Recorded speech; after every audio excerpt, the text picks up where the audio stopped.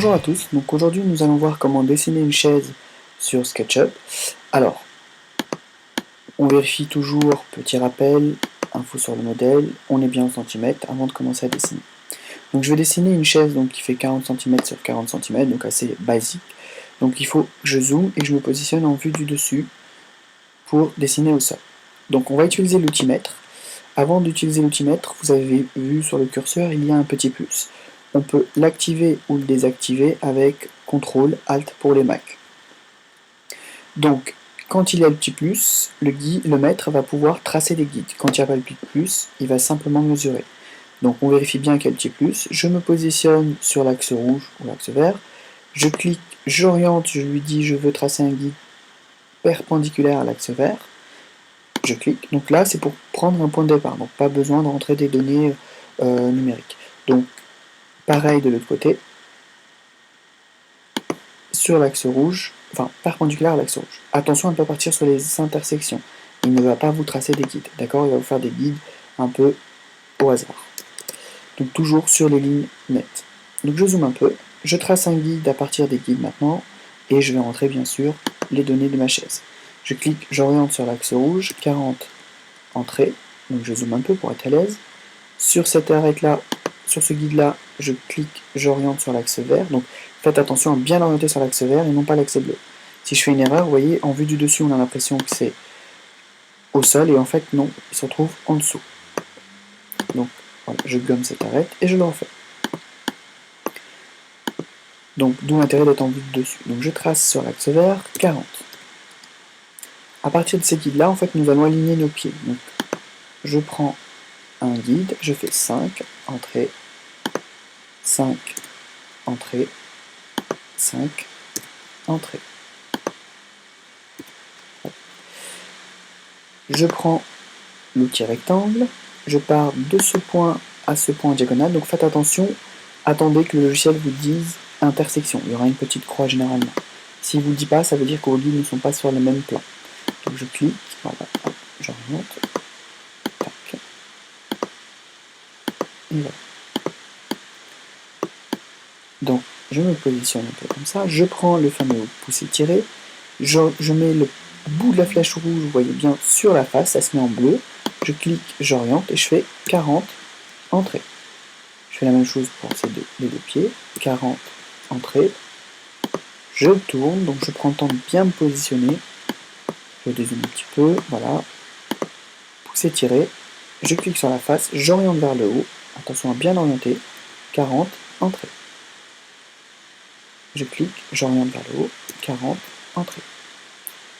Puis, je prends l'outil rectangle, de ce point, de cette extrémité-là, à l'autre extrémité, je remplis ma face, et je fais la même chose, je prends l'outil pouce étiré sur cette face-là, je fais par exemple 3 entrées, et je fais ça sur tous les côtés. Je clique, 3 entrées, 3 entrées, et si vous voulez, bien sûr, si vous êtes sûr de vos données, vous pouvez lui indiquer, par exemple sur le dernier pied, je ne vais pas mettre 3, je vais simplement cliquer sur la face, et je viens lui indiquer, voilà, je veux que tu t'alignes sur cette face-là. Attention à ne pas dépasser, donc je viens lui indiquer, voilà, sur l'arête, ou sur la face, ou sur l'extrémité. Donc je clique, et voilà. Donc je sélectionne deux faces, donc là je pars de ce point, j'oriente vers le haut, je refais 40, donc c'est pour faire le dossier de ma chaise. Je dézoome un peu, vous voyez toujours le positionnement important. Je clique sur ce point-là, j'oriente vers le haut, je tape 40, entrée. Et maintenant, je vais me positionner sur cette face-là, de manière à voir cette face-là plutôt.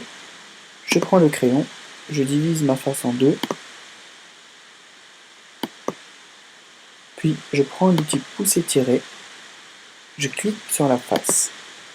Je tire et je lui indique, vous voyez, attention, ne paniquez pas, si ça part un peu dans tous les sens, c'est pas très grave. Il faut simplement ne pas cliquer. Donc je viens lui indiquer soit l'extrémité, soit sur l'arête. Donc l'arête c'est un petit carré rouge, extrémité c'est un point vert. Donc je fais extrémité par exemple, et je clique.